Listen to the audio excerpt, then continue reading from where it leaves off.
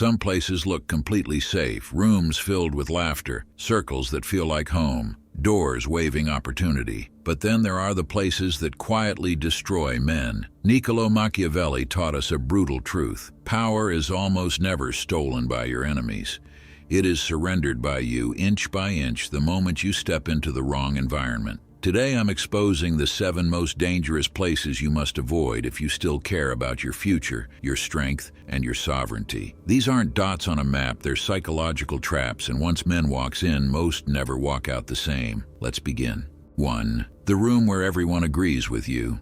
Agreement feels good. It feels like validation. It feels like intelligence. It is also lethal. The moment you step into a room where everyone nods at your ideas, laughs at your opinions, and never challenges your thinking, your growth flatlines. Your mind stops sharpening. Your edge dulls. Machiavelli believed conflict was the forge of power. Without friction, steel stays soft. I once knew a man who was the smartest voice in his friend group. Everyone called him a genius. Everyone asked for advice. 5 years later, he was still in the same job, same city, same mindset. Why? Because no one around him forced evolution. If nobody disagrees with you, you are not respected. You are being pacified. Leave rooms that clap instead of challenge. 2. The place where you are always explained, never tested.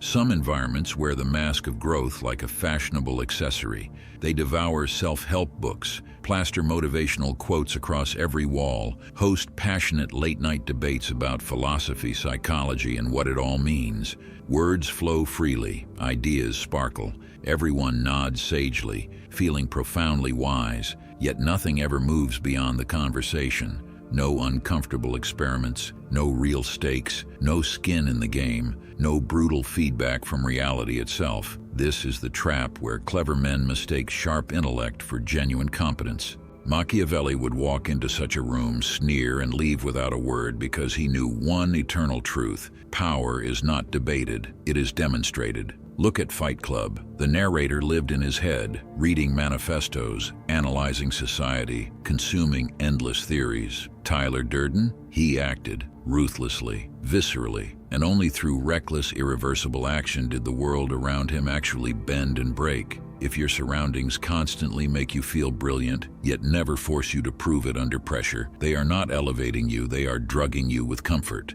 True understanding without friction is just sophisticated illusion. Real pressure, that forges kings.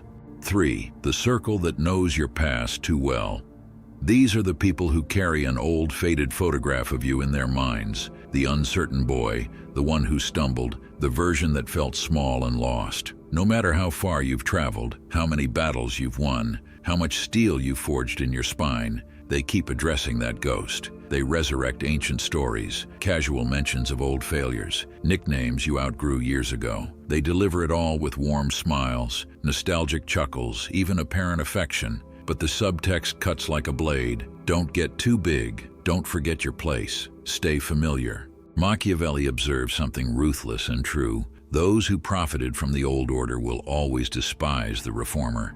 Your growth doesn't just change you, it quietly threatens their entire sense of stability. When you rise, their stagnation becomes visible. That's why prophets slip away from their hometowns in the night. That's why heroes vanish into the wilderness, only to return transformed and unrecognizable. A circle that clings desperately to who you were instead of honoring who you are becoming isn't love. It's slow poison dressed as loyalty. Protect your momentum. Sometimes the kindest thing you can do for your future is walk away from the past's most affectionate jailers. 4. The environment where emotions are currency. Some places trade in drama, reactions, emotional confessions. Everyone is expressive. Everyone shares. Everyone feels deeply. Nothing gets built. In these rooms, emotion replaces action. Feeling replaces responsibility. And the man who controls his emotions becomes the outsider. Machiavelli valued emotional discipline above moral display. A man ruled by feeling is predictable, and predictability is weakness. I watched a man lose authority in a company because he shared too much, vented too openly, reacted too quickly. His competence never changed. His image did. The moment your emotions become public property, your leverage disappears. Never live where emotion is rewarded more than control. 5. the arena of borrowed identity. This is the seductive theater where men slip into roles they've never truly earned: the self-proclaimed alpha, the instant visionary, the performative rebel, the enlightened leader. They master the vocabulary, dropping the right buzzwords, quoting Nietzsche or Musk at precisely the right moment. They curate the aesthetic, the perfect wardrobe, the calculated posture, the enigmatic half-smile. Yet beneath the polished surface, the foundation is hollow. Machiavelli saw through this centuries ago. He warned that those who only appear virtuous without the capacity to back it up will eventually be exposed and despised. The mask always cracks under real weight. Contrast that with Thomas Shelby in Peaky Blinders. He never needed to announce his power, never had to explain his dominance. His silence carried menace. His smallest decision reshaped entire rooms. The men who talked loudest about being dangerous were the first ones broken. Borrowed identity feels intoxicating until pressure arrives. Then it shatters like cheap glass. If the environment you're in rewards style, signaling, and performative confidence more than quiet, measurable results, it isn't sharpening you. It's training you to become an excellent actor instead of a dangerous builder. Real power doesn't need a script. 6. The safe zone of half-commitment.